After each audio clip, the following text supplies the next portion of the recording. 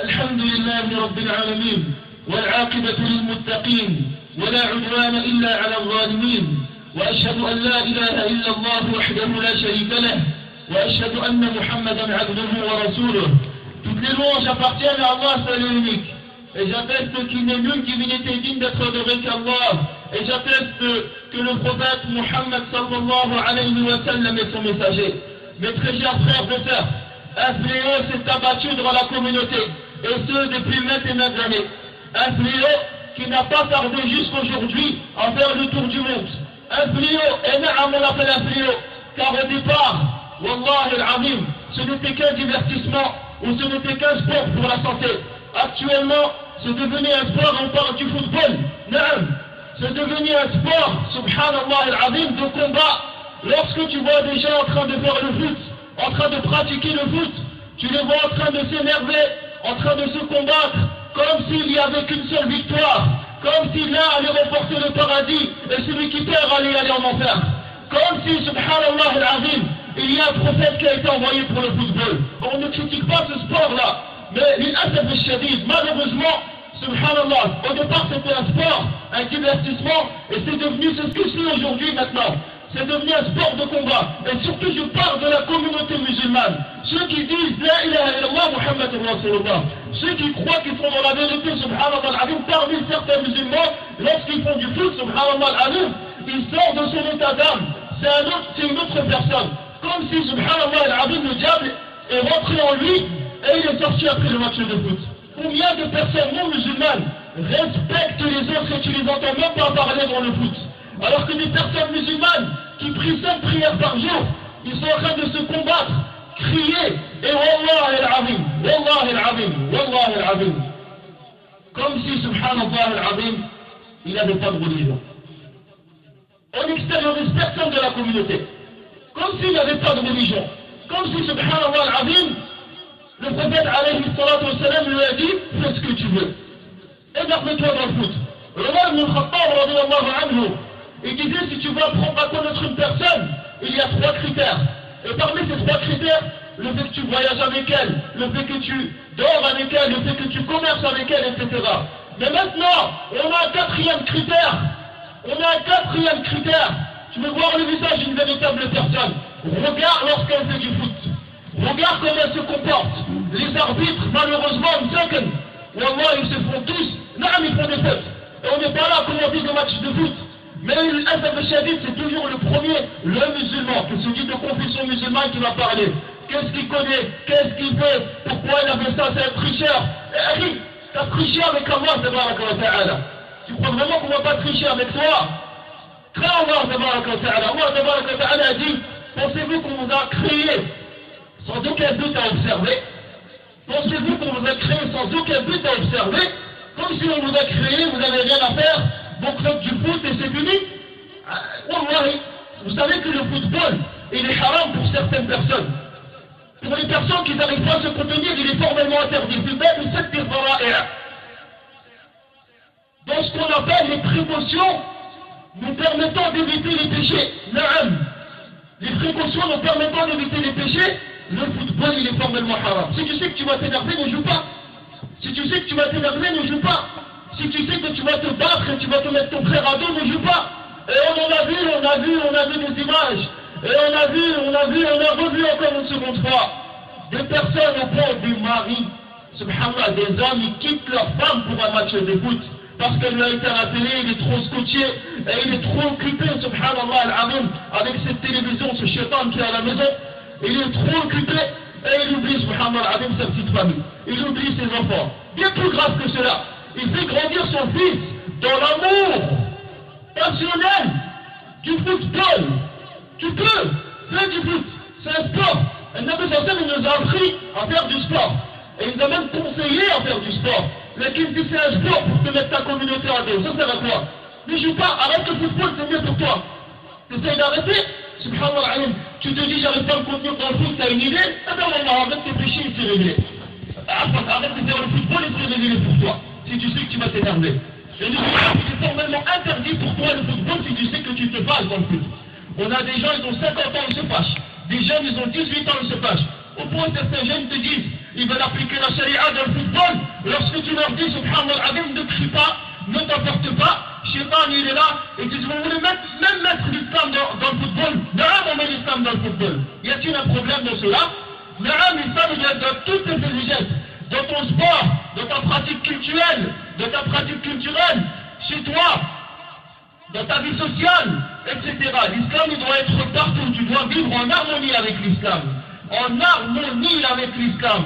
ولذلك النبي عليه الصلاة والسلام il disait, personne ne sera véritablement croyant tant que ses penchants, ses passions ne se seront pas soumis à Allah, à ce à quoi j'ai été envoyé, à l'islam.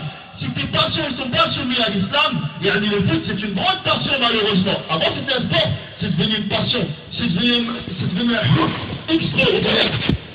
Et l'une des plus grandes passions c'est le football, subhanallah al-azim. Donc, tu n'as pas mis, c'est comme si le prophète Mohammed essayait de te dire, bon, comme c'est le football qui est plus ou moins courant à cette époque-là, c'est comme s'il essayait de te dire, tant que tu n'auras pas soumis ta pratique de foot à l'islam, si tu n'as pas soumis ta pratique de foot à la religion, jamais de la vie tu peux te dire croyant. Dis-toi, tu es soumis à Allah.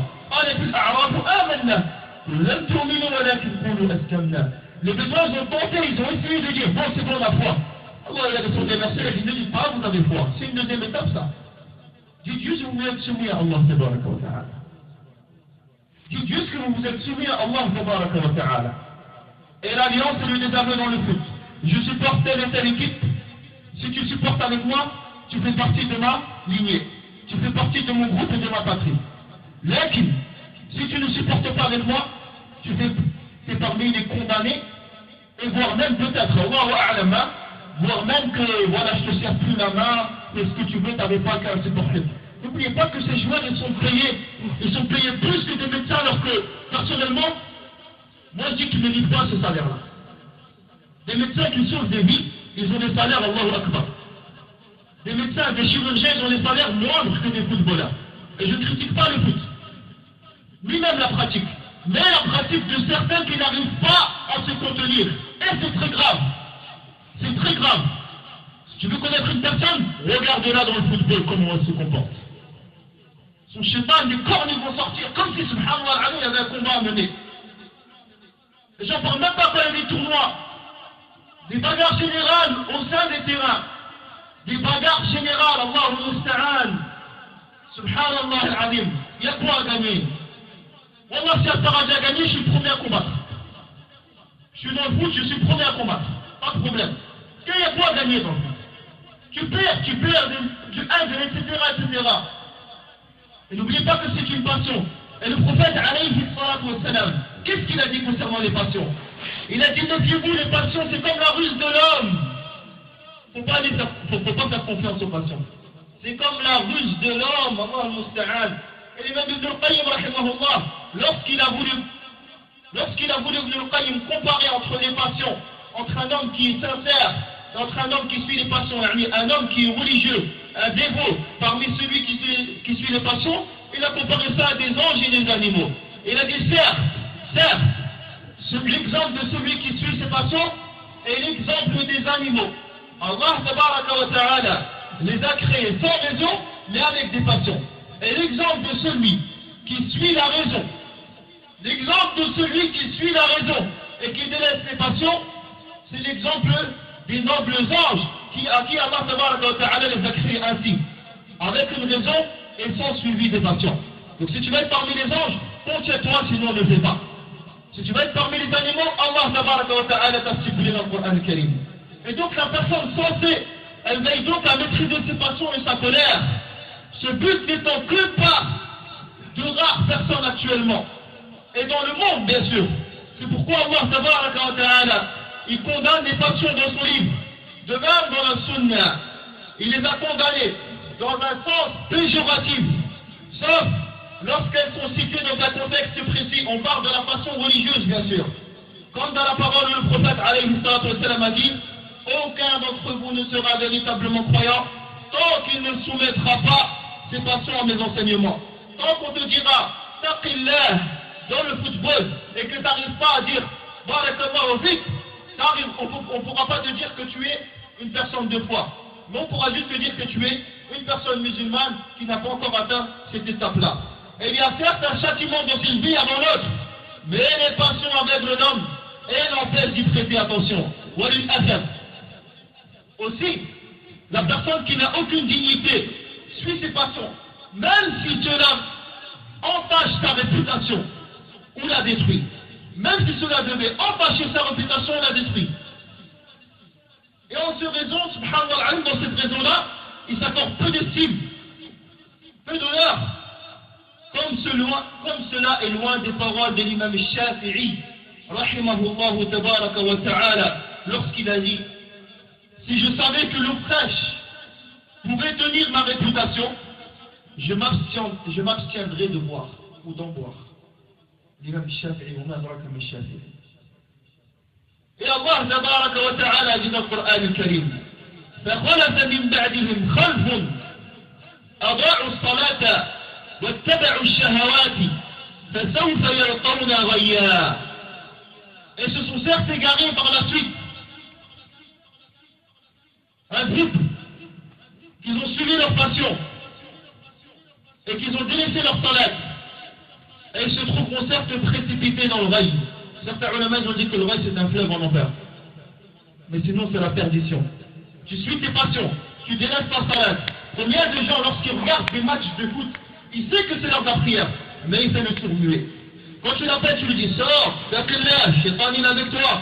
N'oublie pas que Shaitan il a dit: je veux tous les égarer, à l'exception des serviteurs sincères.